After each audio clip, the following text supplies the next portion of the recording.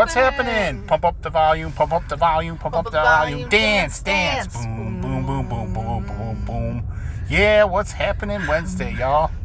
On Thursday. So how's everybody doing? Yeah, you've been having a good Labor Day? Yeah. I was away from home for a while. Mm-hmm. That was fun, I guess. Yeah, but you missed home. Yeah. And now our cat won't let you, leave its sight. We are in the car. Headed home from Meijer, because... I needed Pop-Tarts, but they didn't have my goddamn Pop-Tart. The one Pop-Tart I eat is sold out. The one. And it's because they had a sale on it recently.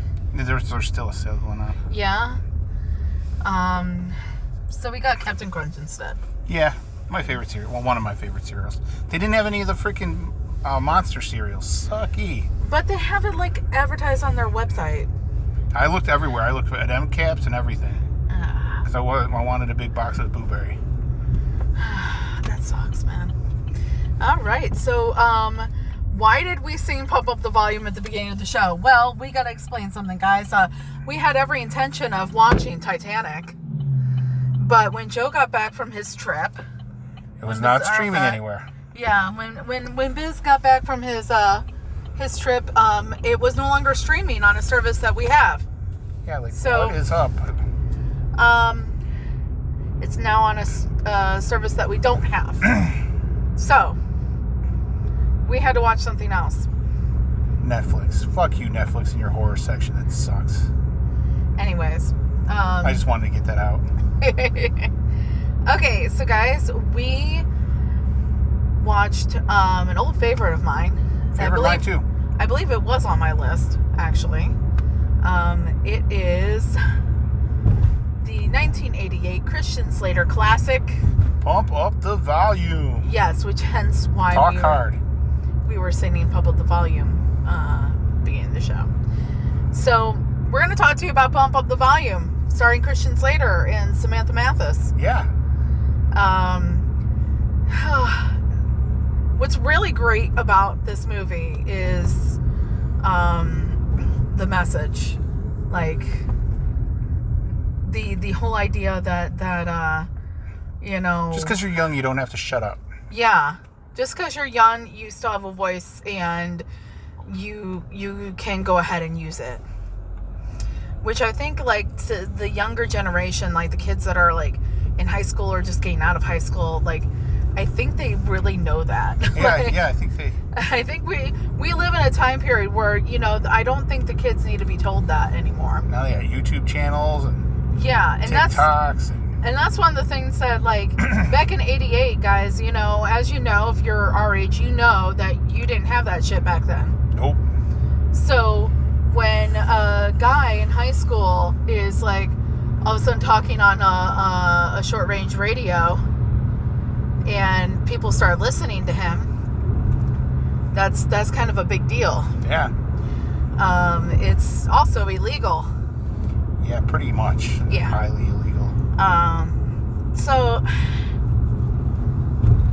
what do you like most about Pump Up the Volume? What do you get from it? What I like most about it is the soundtrack. The soundtrack? Yeah. The Descendants? Yeah, man, there's so much. Beastie Boys. So much dope shit, man. Oh, God, Leonard Cohen? Yep. Yeah. Everybody knows.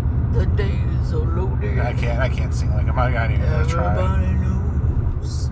I can try and go that low, but I sound like a water buffalo trying to sing. So, for me, it was just the idea that somebody, even in that time period where they're talking about, one of the things that they talk about in the movie is don't rock the boat, especially when you're in it. Yes. And that's exactly what he's doing. He's rocking the boat when he's in it. And nobody, okay, so let's give kind of a synopsis of the movie for somebody that might not have ever seen Pump Up the Volume before. Go see it. It's on HBO Max. It's on HBO Max, but you have... Not a sponsor. You have a teenager that has just recently moved to Arizona. He left all of his friends behind with his parents, and he starts noticing that really messed up things are happening in his high school. And it's really weird because his dad is a school commissioner. So That's he's like, yeah, he's not a superintendent or a principal or anything, but he does kind of like a county district kind of situation. He's like the head of it. And he has no idea what's going on. And his son is well aware because he's there. You know, he's seeing it every day. Kids are getting kicked out for no reason, or they're coming up with weird reasons to kick kids out if they score low on tests. Yeah, it's pretty bogus, man. Yeah. Like a pregnant teenage girl gets kicked out because she's pregnant. And like it's really bad. If you're a troublemaker, if you cause even a little bit of trouble, they'll tell you that your file is under review. It's really screwy. So he starts talking about it, and he finds out that he's on this shortwave radio, and he starts talking about it. And he has his own little show, and he has his own persona of Happy Harry Hardon. Yes, great name. Right? Yes. And so people when he discovers that people are listening to him, he like rents one of these like mailboxes, like one of these mailboxes, PO box. Yeah, like a PO box at like one of these mailbox, etc. Like type of locations. It's not an actual like post office. But he ends up talking to these people through his radio show. Well, what happens is a lot of really messed up things start happening, and not only is he speaking out against what's happening in his schools, but also a kid comes to him saying he's going to kill himself. Yeah, he's going to unalive himself, and Harry takes it upon himself to try to talk him out of it. But the way he tries to talk him out of it, and it doesn't work. The kid kills himself, but people think that the way he was trying to talk him out of it was not appropriate, and kind of enticed him to do it. So that's basically the beginning, few minutes of the movie. You find all this shit out, right? And then you have a girl that's taken it upon herself to try to find him, to find out who he is, because he uses a voice modulator, and nobody knows who he is. And she uses little clues that he talks about in his show to eventually track him down. And she becomes kind of his, I guess you'd say she's kind of his girlfriend. Yeah. Yeah. I mean, by the end. But I mean, by the end, they're getting arrested together. So that's romantic. That's romantic and a bonding experience. Let me tell you, I see it. I see it. You've never been arrested with me. I've never been arrested with you, but I imagine it's a bonding experience. You don't want to see each other, man. They split you up. So yeah, so there's a lot of different themes here at play in Pump Up the Volume, though it comes from a different time period. And what's really interesting about Pump Up the Volume is because of those themes, I would say that even though times are different now and you have YouTube and basically anyone could have a podcast if you have the right equipment, right? If you have a cell phone, Yeah. an Android or an Apple phone, an iPhone. Why did I say Apple phone? I don't know. An Apple phone. Yeah. It's made by Apple. It's made by Apple. So if you have like an iPhone, you can definitely have a podcast. Like, I mean, it's really easy to do what Harry does today. But it's not so easy to hide yourself, though. It's not so easy to hide yourself. You're right, Joe. One of the things I would say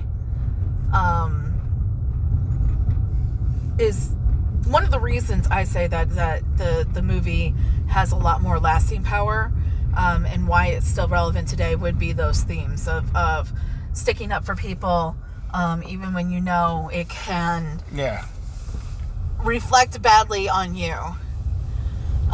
Because it's the right thing to do. Is that kind of what you get from it? Yeah. So, who is your favorite character in the movie? Dude, fucking Christian Slater. Okay, so Mark. Yeah. Okay. My favorite character is the girl, Nora. Nora is the one that's just like, I'm gonna figure out who he is, and I'm gonna show him. Oh, I love that punk dude is pretty cool too. Oh my god, the punk guy that looks like Billy Idol. Yeah. Yeah, he is cool. He's like Carrie's #1 fan. Yeah. But it's like, man, it's so funny. Like, his parents have no clue that it's him. They only bought him the short range radio. Dude, his parents are so negligent. It's not even fucking funny, man. They only bought him the short range radio. I guess maybe plot device wise, if they found him out right away, that would make for a short movie. And he's not quiet about it either. He's not. He talks about the same things. Yeah. And then he's doing it from his basement, y'all. Yeah, dude, and he's not quiet. His parents are home. So I would say maybe the worst characters in this whole entire thing are his parents. No, it's that fucking principal. Yeah, you know what? It's the principal. But, his parents are up there. That nice English teacher is cool too, though. Oh my god, the English teacher that, loses her job because she speaks out. Yeah.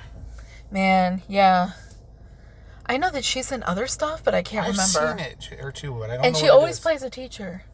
Does she? I don't know. I think she does. I'll have to look her up when I get inside. Yeah, we'll have to look her up. Anyways, guys, that's it for that's all we had to really talk about. Yeah, talk hard. Talk hard.